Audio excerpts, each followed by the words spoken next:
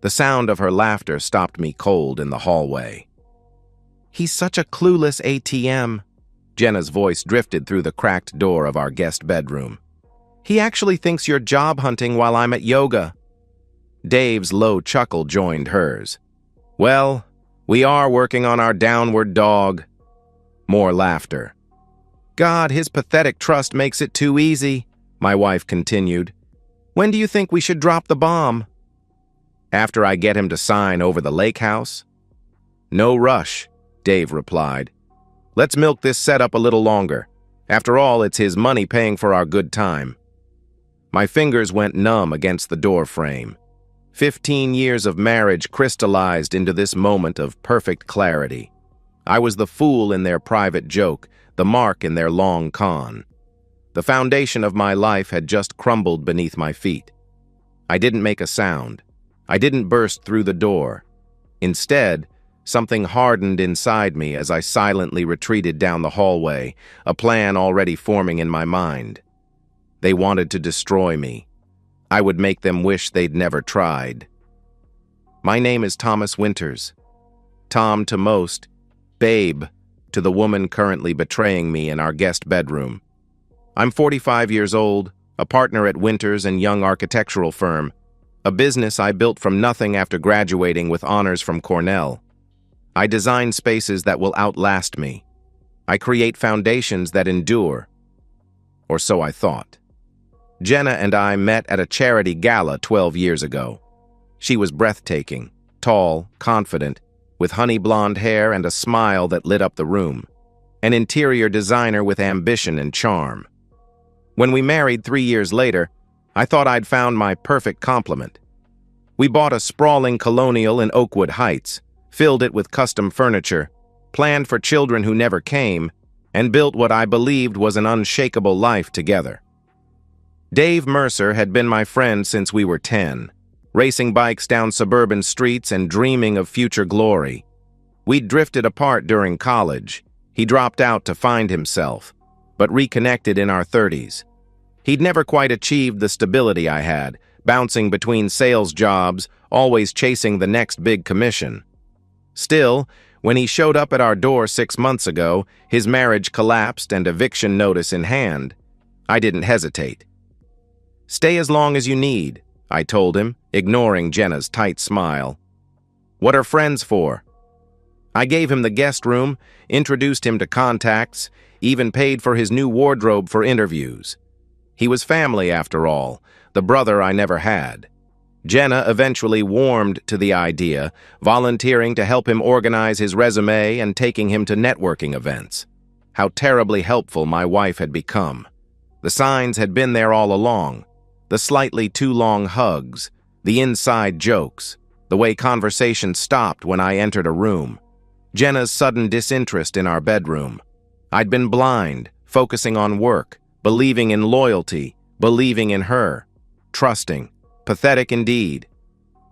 The betrayal had a timeline, I realized as I reviewed the past months. Little moments of disrespect accumulated like toxic waste. 3 months ago, Jenna stopped asking about my day. Her customary kiss when I came home disappeared, replaced by vague acknowledgments from whatever room she occupied, usually wherever Dave was. 2 months ago, my favorite scotch began disappearing faster than I could drink it. Dave's apologies were effusive. "I'll replace it, buddy. Promise." He never did. 6 weeks ago, I found them poring over our financial statements at the kitchen table. "Just helping Dave understand investment strategies," Jenna explained, sliding the papers away. Why had my private financial documents been out in the first place? 4 weeks ago, Jenna suggested I update my will and life insurance. "It's just responsible planning," she insisted, recommending I make her the sole beneficiary to simplify things. 2 weeks ago, I came home early with a migraine to find the house empty, though both their cars were in the driveway. They returned an hour later, flushed and laughing, with a weak excuse about checking out the new walking trail behind our property. 1 week ago, Dave mentioned casually how my firm would probably buy out my share if anything happened, asking probing questions about my partnership agreement. Yesterday, I overheard them discussing my heart condition with concern. I don't have a heart condition. Each memory burned through me now, illuminating what I'd been too trusting to see. The timeline wasn't just betrayal, it was calculation. They weren't just having an affair. They were constructing my replacement, my erasure, my end. I dug deeper, checked our accounts, found unexplained withdrawals, looked through Jenna's email while she slept, discovered inquiries to divorce attorneys, located a lease application for an apartment in both their names. They weren't just sleeping together. They were planning a future funded by my destruction. I became a ghost in my own home, watching, listening, gathering evidence. I installed microscopic cameras in common areas, legally documenting their conversations. I placed voice-activated recorders where they thought they were safe. I forwarded emails, photographed documents, built my case methodically. Each day, I played the oblivious husband. I smiled at breakfast, asked Dave about his job search, kissed Jenna's cheek when she flinched away. I feigned ignorance while documenting every betrayal. "You seem distracted," Jenna commented one evening, studying my face for signs of suspicion. I smiled. "Just a big project at work. Nothing to worry about." She believed me. They both did. Their contempt had made me invisible, and invisibility became my weapon. The breaking point came exactly 2 weeks after I'd overheard them in the guest room. I was having dinner with a client when my phone buzzed with a security alert. The cameras caught them in our bedroom, our bed, their expressions hungry and mocking as they defiled the space I'd once shared with my wife. But it wasn't their physical betrayal that broke me. It was what came after. "I can't wait until this is all ours," Dave said, gesturing to the bedroom. "Once we get the retirement accounts and the firm buys him out, we'll be set." Jenna laughed. "He thinks I'm planning our anniversary dinner next week. Little does he know I'll be serving him divorce papers instead. The look on his face will be priceless." "Don't worry about him fighting back," Dave added. "I've been moving his things for weeks. Those antique watches, the baseball signed by Jeter, all gone. We'll say he's unstable if he makes trouble." I switched off my phone, excused myself from dinner, and drove to an empty parking lot where I screamed until my voice gave out. Then a strange calm settled over me. I knew what I had to do. They wanted war. I would give them annihilation. I had 7 days until our anniversary dinner, the event Jenna was planning as my public humiliation. 7 days to orchestrate their downfall. First, I secured my assets. I visited my attorney and initiated protective measures for the business. I transferred funds from joint accounts to new ones they couldn't access. I documented everything they'd stolen, cataloging each item with photographs and valuations. Next, I met with a divorce attorney known for handling high-conflict cases. I brought my evidence, recordings, financial documents, proof of theft, evidence of their conspiracy.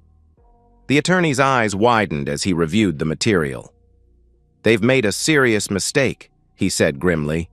"This isn't just infidelity. This is calculated financial fraud and conspiracy." I had him prepare divorce papers with terms that would leave Jenna with nothing beyond what she'd brought to the marriage. The prenuptial agreement she'd signed years ago had infidelity clauses she'd conveniently forgotten. Then I contacted our circle of friends and family, not to expose the affair, but to ensure they would attend the anniversary dinner. "It's our 15th, I explained. "I want to make it special." Everyone accepted. I spoke with the restaurant manager about my special presentation, a slideshow of our years together, paid extra for the private room and technical setup, left nothing to chance. For Dave, I prepared a separate reckoning.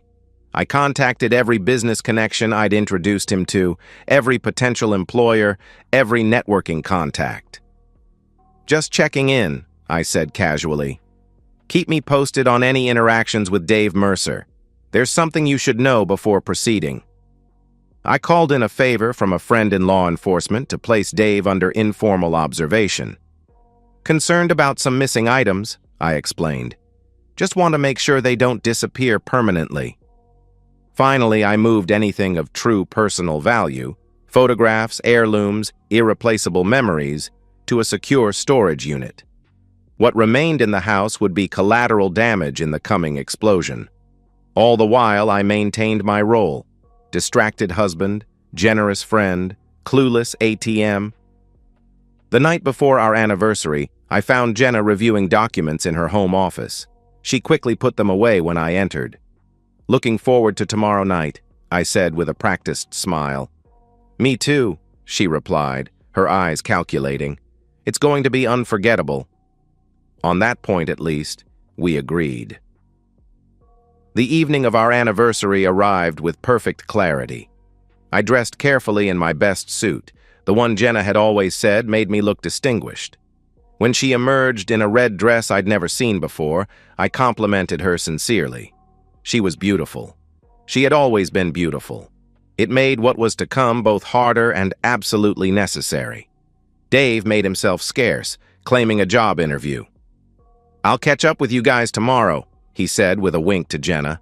"Celebrate properly." We drove separately to Le Chateau, the most exclusive restaurant in the city. "I have some errands after dinner," Jenna explained, clutching her oversized purse, the one undoubtedly containing divorce papers and whatever script she'd prepared for my humiliation. The private room was perfect.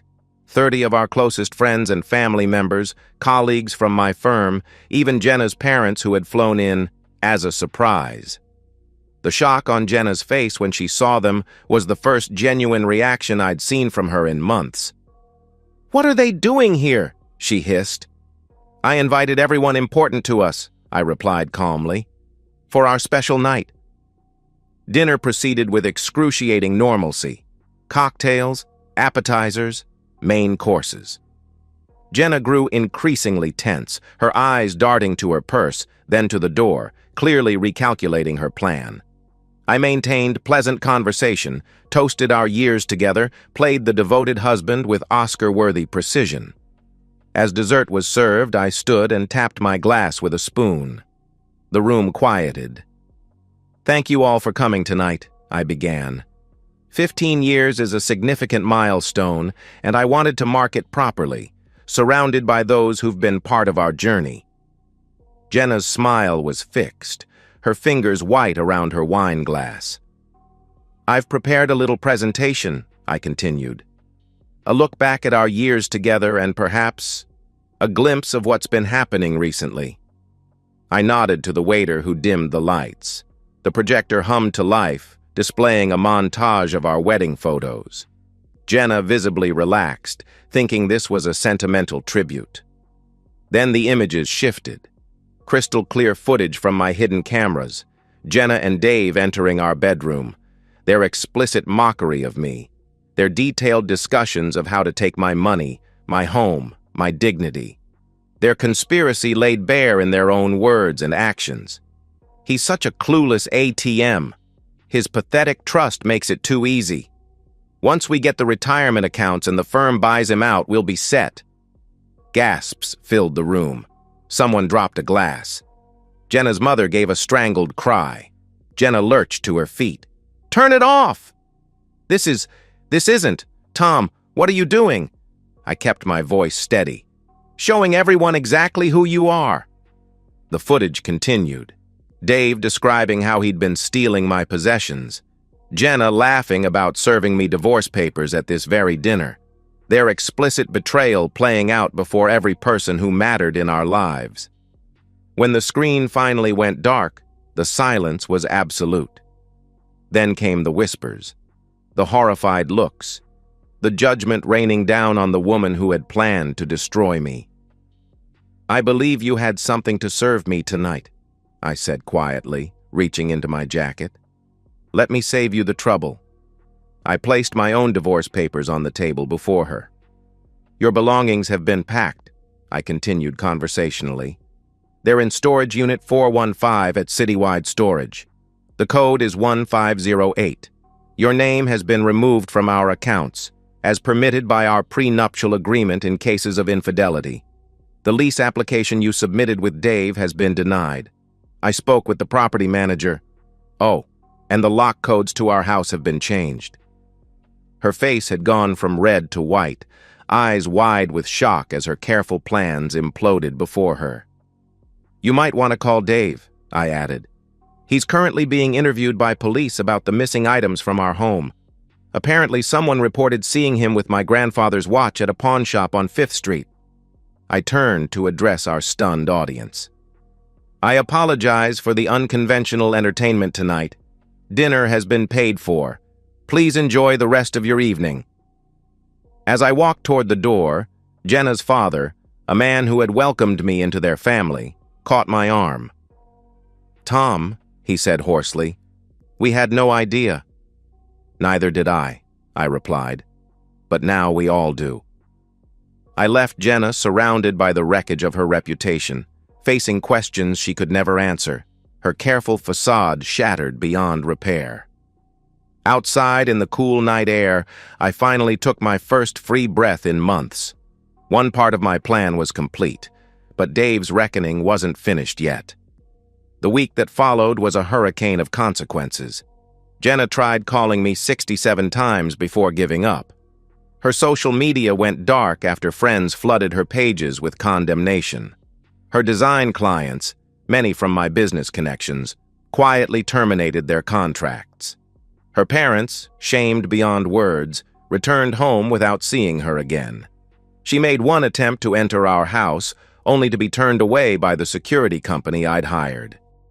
My lawyer called with updates. Her counterclaims were being dismissed one by one.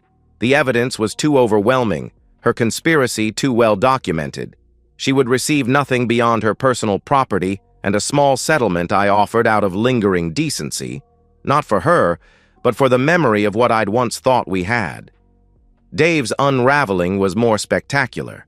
The police found several of my missing items in his storage unit, along with property from 3 other homes where he'd stayed before ours. His previous bad luck suddenly looked more like a pattern of predatory behavior. Charges were filed, employment prospects vanished. The network that had once welcomed him as my friend now slammed doors in his face. He avoided jail only because I didn't press for maximum charges. I wanted him free for what came next. 7 days after the anniversary dinner, I received a text from an investigator I'd hired to track Dave's movements. Subject at Rusty Nail Bar, appeared intoxicated, likely to remain until closing. I drove there without hesitation, parking in the shadowed lot behind the building. At 2 a.m., the bar emptied its last patrons. Dave stumbled out alone, unshaven, wearing the same clothes I'd seen him in days earlier. He weaved through the parking lot toward the far corner, where his car, the last possession he hadn't yet sold, waited. I followed silently, keeping to the shadows. When he reached the darkest section of the lot, I called his name. He turned, squinting. Recognition dawned slowly on his face, followed by fear. "Tom?" "Look, man, I can explain." I didn't let him finish. 15 years of trust channeled into my right fist as it connected with his jaw. He sprawled backward, too drunk to defend himself, too surprised to call for help. "You were my friend," I said, my voice terrifyingly calm even to my own ears. "You were family." His attempts to crawl away were pathetic. I grabbed him by his shirt collar, hauled him up, and slammed him against the brick wall. "I gave you everything," I continued. "A home, opportunities, trust." Each word was punctuated by another blow, to his ribs, his stomach, his face. Years of weight training gave my strikes devastating efficiency. I wasn't wild or uncontrolled. Each hit was measured, placed exactly where I wanted it. Dave slid down the wall, blood streaming from his nose, eyes swelling shut. "Please," he whimpered, "you've already ruined me. What more do you want?" I knelt beside him, grabbed a handful of his hair, and pulled his face close to mine. "I want you to remember something," I whispered. "Every time you look in the mirror, Every time you apply for a job and get rejected. Every time you try to build a new life and find all doors closed. Remember that you did this to yourself. You chose this ending. I released him with a shove, watching dispassionately as he curled into a ball on the dirty asphalt. That was for everything, I said, standing up. Consider your debt paid. I walked away, leaving him broken but alive. Death would have been too quick, too clean. This way, he would live with his failure, his betrayal, his consequences. Every day a reminder of what he'd lost.